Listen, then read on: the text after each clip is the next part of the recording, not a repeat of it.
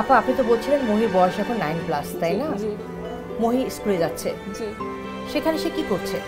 5 মোটরের কাজগুলো করতেছে, তারপরে মেসিং করতেছে, বিভিন্ন ড্রয়িং করতেছে, তারপরে ড্যান্স করতেছে, গানের ক্লাস আছে, সুইমিং আছে মাসে 2টা।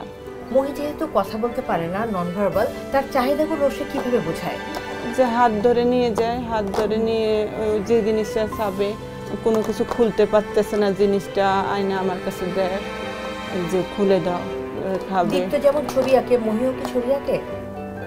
মহি ছবি আঁকাচ্ছে, মহি ধরেন এইসব কাজগুলা খুব ভালো পারে, যেমন মালা গাঁথা, তারপরে ঘরের এই জিনিসটা এখানে আছে এইভাবে থাকবে, সেই জিনিস গোছানো জিনিসটা মহির এই জিনিসটা এইভাবে থাকবে, 10 দিন পরে এইভাবে গোছানো যেখানে আছে সেখানেই থাকতে হবে।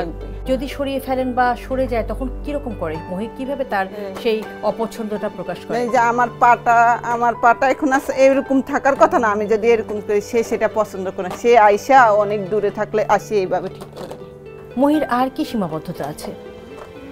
মহির সীমাবদ্ধতা অনেক। মহির এপিলেপসি আছে, তারপরে মহি কথা বলতে পারে না, আবার যা পায় তা মুখে দেয়, আবার খাওয়ার ব্যাপারেও মানে তার ওজন কম আছে।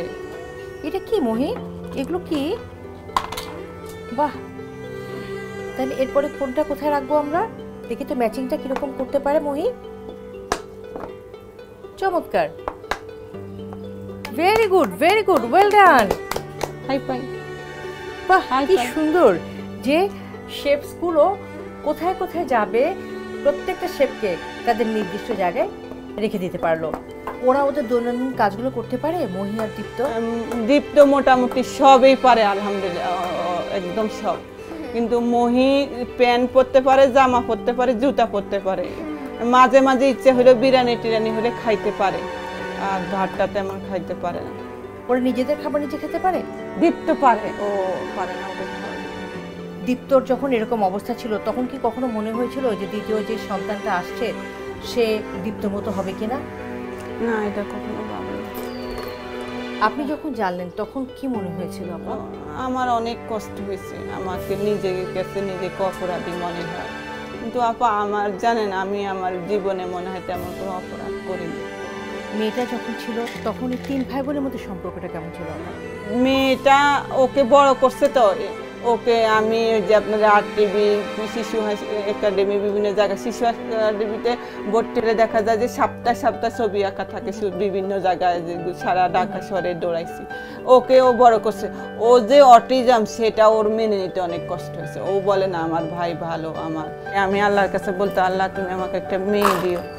মানে আমি খুব মেয়ের জন্য ইয়া করছি, তো আল্লাহ আমাকে দিছিল, আমি রাখতে পারিনি, সেটা আমার দুর্ভাগ্য। কিন্তু মেয়েটা খুব লক্ষ্মী ছিল, আমাকে বুঝতো। আর মেয়েটা খুব ব্রেনে ছিল যে এইভাবে করো, এই কাজ এইভাবে করো, জিজ্ঞেস করতো। সে আমার বন্ধুর মতো ছিল।